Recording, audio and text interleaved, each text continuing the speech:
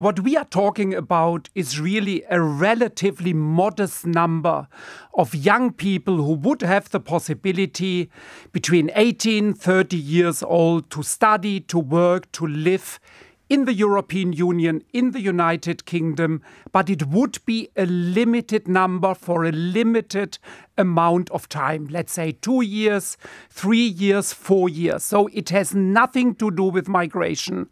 The numbers are limited and, Ben, very, very important. It is not freedom of movement through the back door because the governments would maintain control. It's based on a visa process. It's based on requirements. So I think we need to bring this debate really to another point where we can say this is something we should offer to young people. Young people are suffering the consequences of Brexit, and we want young people to have the possibility to live and to work, to stay sometime in Europe, in the United Kingdom, but it is not migration. And the numbers are controlled and are limited. You're saying, Ambassador, it would not be open to all under 30s. It would be specifically capped at a certain number? It can be capped at a certain number. It can be done on the basis of criteria. Right. That certain professions are allowed, certain areas are allowed. So what we have so far, and I think that's also important for your listeners, what we have is a proposal which was done by the European Union in spring, and it was presented to the former government. And we discussed it. I myself discussed it with Robert Jenrick when he was still in the Home Office. So that's an old issue. And what was the response then? The response was that there is an openness to discuss it with Germany, with France, with Denmark. And we said, yes, we would like to do that, but with the whole European Union. And, you know, it's also very important to underline that the United Kingdom has already youth mobility schemes with Australia, with Canada, even with San Marino and other small places. So it's nothing new, it works fine, and it has nothing to do with migration. I think that is something I really want to underline. The new government don't seem particularly keen on it, Ambassador. A government spokesperson, UK government spokesperson today saying, we're not considering it, there are no plans for this or any work being done on it. Is that disappointing for you to hear? I think we are still at an early stage, Ben, because they're seeming ruling it out there.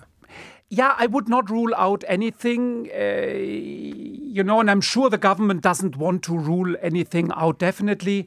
What we need now is we will have a new commission in Brussels. I'm sure the Prime Minister will meet the Commission President, Ms. von der Leyen, in the coming weeks and months, and then we will start talking. But I think it's really important to underline that it is not freedom of movement through the back door. It's limited, people come and they will leave again. And I think this is really, to put it in the right dimension, this is really important.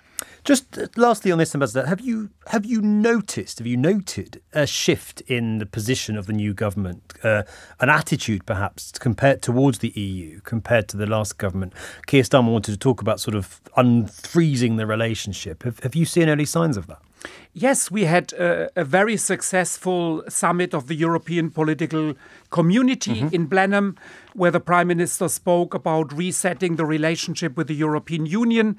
So we very clearly feel there is a willingness of the new government to engage and to cooperate on a broad range of issues, which might also include migration cooperation. More than you felt under the last government? I would say there is more openness to engage. Can I just ask a separate issue about Ukraine? Some reports today that as part of a cost-cutting drive in Berlin, Germany might be preparing to scale back the support that it's giving to Ukraine. Did you want to just respond to that, Ambassador? Yes, with pleasure. So Germany is giving this year 7 billion in military support, plus humanitarian and others. So the only thing that has happened in Berlin is that we have shifted. We have said 4 billion are in the budget next year for military aid. So UK 3 billion and other. So we are and we will remain the biggest supporter after the US for Ukraine. And we are working together, all G7 nations, on a 50 billion fund for Ukraine, which is based on the windfall profits of the Russian frozen assets. this money will also be available. So our assurance is the money Ukraine needs will always be there as long as it takes.